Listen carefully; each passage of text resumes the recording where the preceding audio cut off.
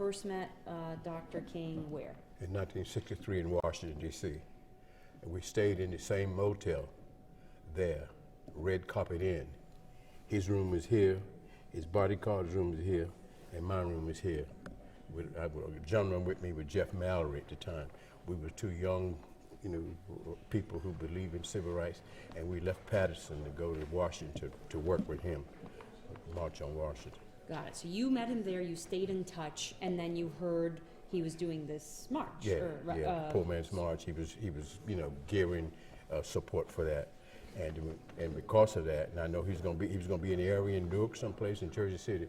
We reached out for him to come to Paterson. Paterson had his unique set of problems of his own, so I brought him out here, and I wanted to discuss that with him in terms of helping us get some changes in Paterson. What were some of the problems at the time? In Paterson? Yeah. Well, Paterson was a very sort of segregated city at that time. African Americans couldn't cross 33rd Street and go up the east side unless the people tell you, most African Americans were back down in this area.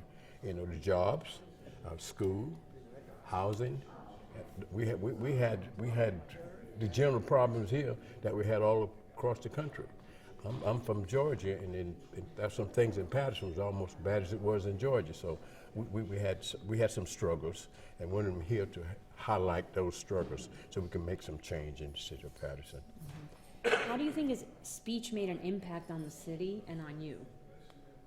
Well, I talk about the city first, and then I talk about me.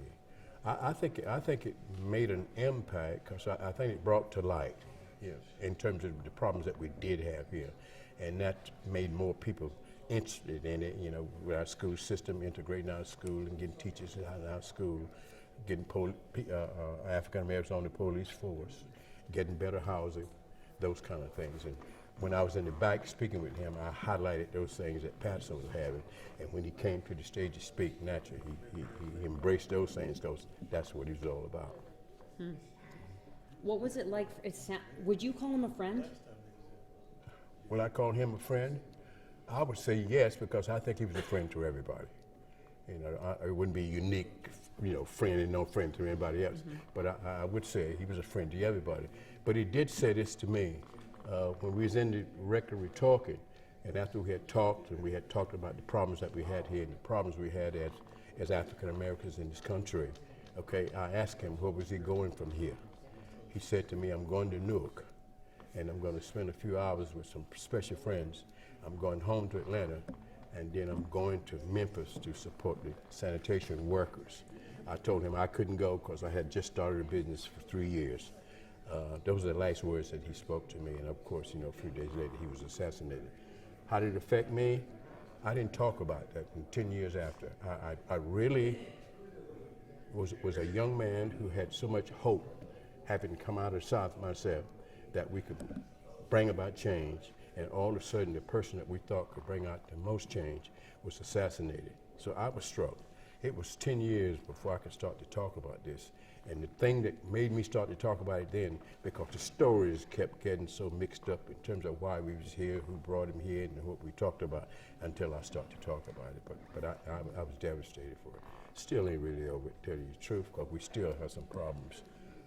If Dr. King was asked me today, are we there yet? I would have to tell him not quite. We still got a ways to go. Made some great progress, but we still got a ways to go. Since you got to have such personal conversations with him, what are some things about him that people may not know or may not realize or that have been overlooked? Well, one thing, he was he was a small man. He was a very powerful man with a huge voice. When I told you I trailed him coming into the rectory. And when I walked in the rectory, he was sitting down and he got up and he came to me and we embraced each other. When we embraced each other, I actually felt something, like I had something just went through my body that is hard for me to explain. But he was a powerful man. And when you was in his presence, you knew it, and you knew he was a powerful man. Did you travel to his funeral? Yeah, I did. I went to his funeral, went down to Atlanta to his funeral. And I was always sort of a quiet guy. I wasn't the one that jumped on the stage and made a whole bunch of noise, but I did go to his funeral. And after that, I came back, and of course, I ran my business. That must have been something people were talking about for decades. Or, It was. Still is. what's it like for you? When's the last time you were back in this church? In this church? Yeah. Well, I come down here quite, because they have meetings in here quite often. You know, my business is still in town. And naturally, over the years, and especially our great council person there, been working to be able to get the park. And finally, they got the park. And I'm very pleased about that.